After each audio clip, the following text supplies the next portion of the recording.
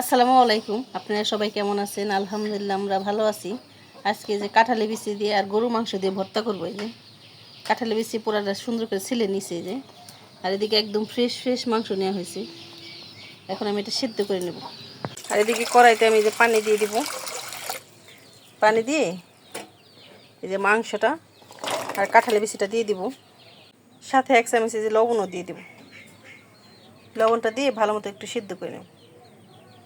দেখেন এই যে মাংসটা আমার সিদ্ধ হয়ে গেছে। এই যে আর এদিকে কাঁঠালি বিচিটাও সিদ্ধ করে নিছি। আর এদিকে শুকনো মরিচ আর রসুন আর সাথে পেঁয়াজও নিছি।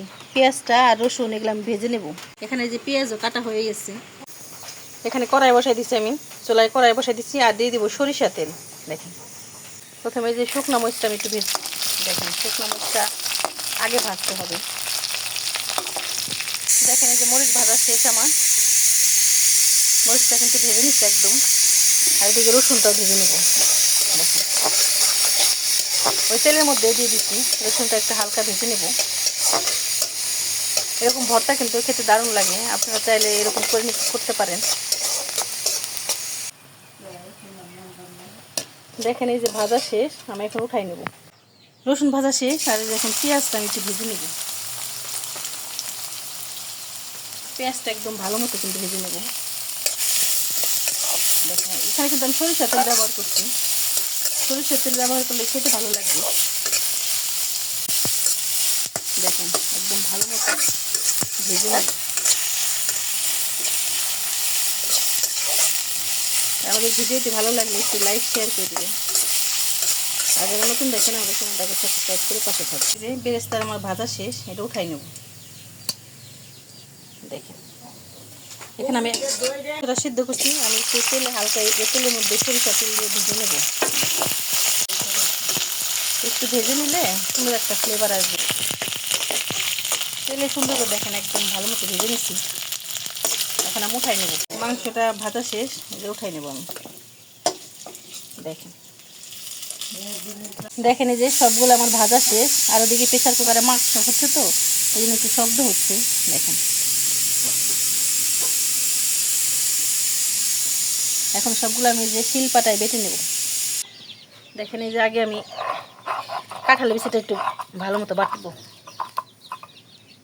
শিলপাটায় বাটলে আর খেতে ভালো লাগবে। দেখেন এরকম করে সবগুলো আমি বেটে নেব।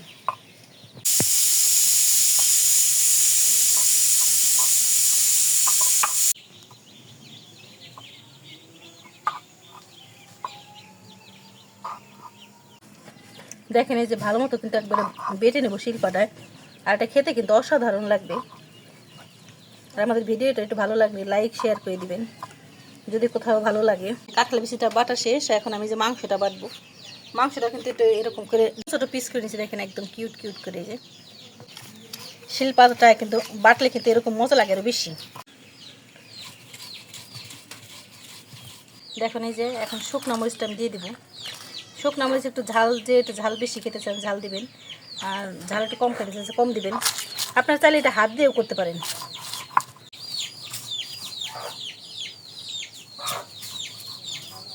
মুরগি বাচ্চা একদম রুগি হয়ে গেছে, ঠান্ডা লাগছে মুরগি বাচ্চারা সবগুলো।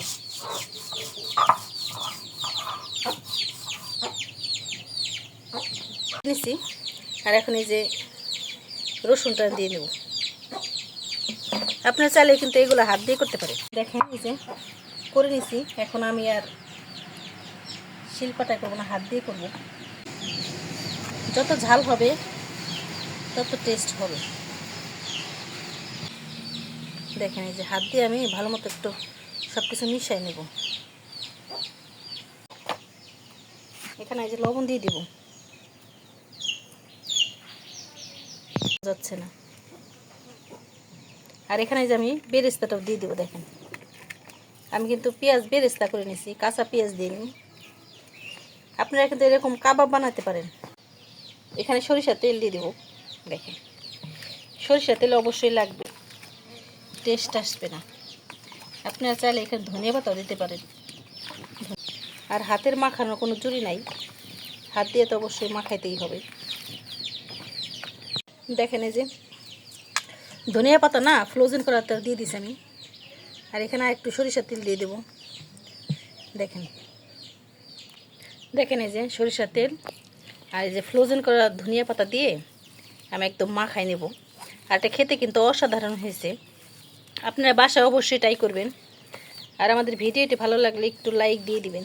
অনেক কষ্ট করে ভিডিও বানানো হয়, আপনারা একটা লাইকও দেন না, একটা শেয়ার দেন না, ভালো লাগে না। আর দেখেন এই যে এভাবে কিন্তু আপনারা কাবাব বানাই নিতে পারেন। এই যে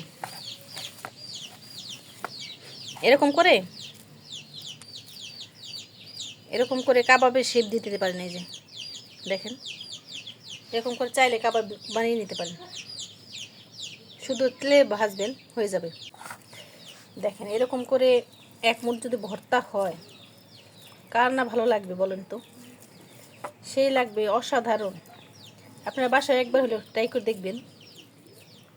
দেখেন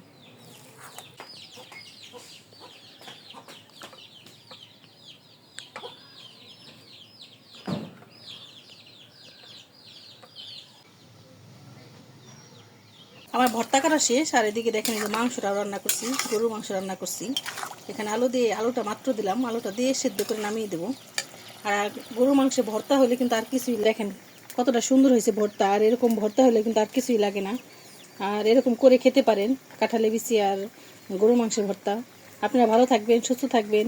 আল্লাহ হাফেজ।